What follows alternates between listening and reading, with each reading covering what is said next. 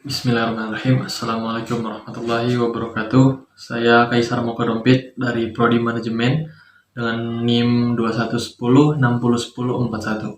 Nah, pada video kali ini saya akan menjelaskan penjelasan mengenai pemahaman saya daripada video yang saya tonton daripada Lensa Unisa ataupun e-learning daripada pembelajaran dari Prodi Manajemen.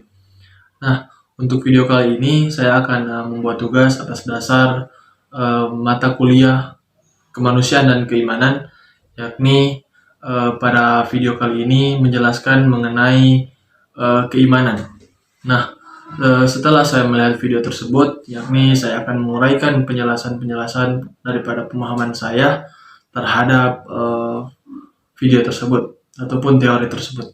Nah, kita masuk pada pengertian, yakni keimanan. Pengertian daripada keimanan saya bagi dalam dua poin, yakni secara bahasa dan secara istilah. Secara bahasa kita kutip dalam bahasa Arab, yakni dengan sebutan amina mu'mimun imanan, yang artinya percaya. Nah, untuk percaya sendiri saya bisa artikan sebagai sesuatu meyakini dalam konteks terlihat maupun tidak terlihat. Nah, yang poin kedua yakni secara istilah. Nah, secara istilah ini diambil daripada teori-teori para ulama, yakni menyebutkan bahwa kalimat daripada istilah tersebut yakni tasdiqum bil qalbi wa qawlu bil lisan wa amalu bil arkan.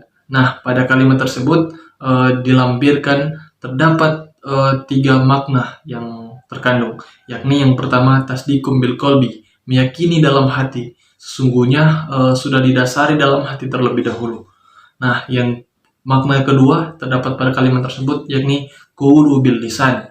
Nah, lisan mengucapkan dengan lisan daripada apa yang kita imani tersebut untuk meningkatkan ataupun menekankan keimanan kita terhadap hal-hal tersebut. Nah, yang terakhir yakni disebutkan pada kalimat tersebut wa amalu bil arkan. Nah, ketika kita sudah meyakini, ketika kita sudah mengucapkan dengan lisan, yakni satu yang kita harus perbuat, yaitu melakukan dengan perbuatan. Dikarenakan ketika kita sudah meyakini dan sudah diucapkan dengan lisan, itu tidak cukup untuk mendasari keimanan kita. Harus kita perbuatkan agar menunjukkan bahwa kita benar-benar beriman. Salah satu contohnya dengan menjauhi segala larangan yang diperintah oleh Allah dan mendekati segala anjuran yang dianjurkan oleh Allah Subhanahu wa taala. Nah, itu adalah pengertian daripada iman itu sendiri.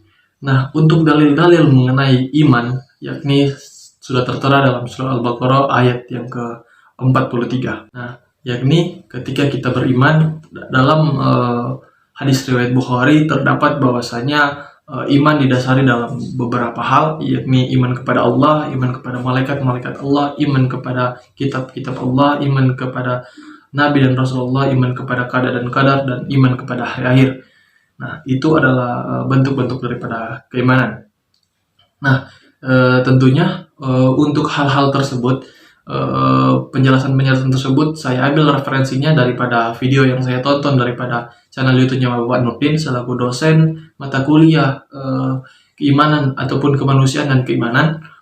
Nah, selanjutnya untuk poin-poin yang saya artikan tadi itu berasal daripada perspektif saya sendiri. Nah, berbicara mengenai iman ataupun keimanan, tentunya kita sudah mengarah pada akidah-akidah untuk membentengi diri terhadap mempertahankan keimanan. Nah, untuk akidah sendiri orientasinya kepada tauhid.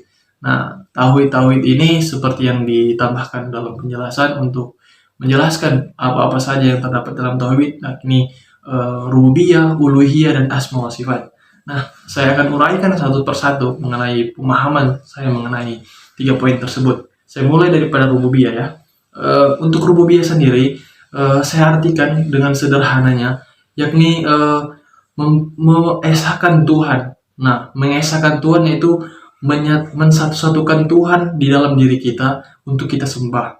Maka dari itu kita esahkan Tuhan untuk tidak ada yang selain kita sembah selain Tuhan, yakni Allah Subhanahu wa taala. Itu untuk rububiyah sendiri. Yang kedua, yakni uluhiyah. Uluhiyah ini saya artikan sebagai konsep persembahan, yakni persembahan atau sesembahan kita nyata-nyata adalah kepada Allah Subhanahu wa taala. Tidak ada yang berhak disembah selain Allah Subhanahu wa taala. Itu adalah artian daripada uluhiyah sendiri. Nah, yang ketiga yakni asma wa sifat. Asma wa sifat yakni adalah sifat-sifat daripada Allah Subhanahu wa taala. Nah, sifat-sifat ini seperti yang terkandung dalam mushaf ataupun yang sering kita sebut dengan Al-Qur'an. Mungkin terdapat dalam akhiran daripada Al-Qur'an, mulai daripada ya Allah, ya Rahman, ya Rahim, ya Malik, ya Kudus, ya Salam, dan seterusnya. Nah, sifat-sifat itulah yang menjadi tonggak dasar keimanan kita untuk terus memohon kepada Allah. Yang ini bisa saya contohkan ketika kita memohon rezeki kepada Allah, kita menyebutkan ya Rozak. Ketika kita memohon ilmu kepada Allah, kita menyebutkannya alim. Ketika kita membutuhkan kemudahan dalam kehidupan, kita menyebutkannya Fatah. Nah, itu contoh-contoh daripada keimanan kita untuk mendasari asma sifat tersebut.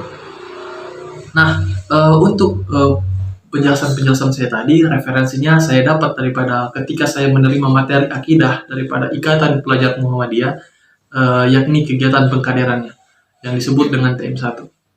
Nah, mungkin itu saja penjelasan saya mengenai keimanan, yakni daripada mata kuliah kemanusiaan dan keimanan.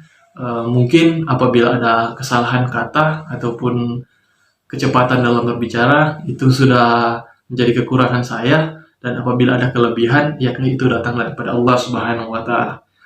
Nun wal qalami wa ma yasturun, fastabiqul khairat. Wassalamualaikum warahmatullahi wabarakatuh.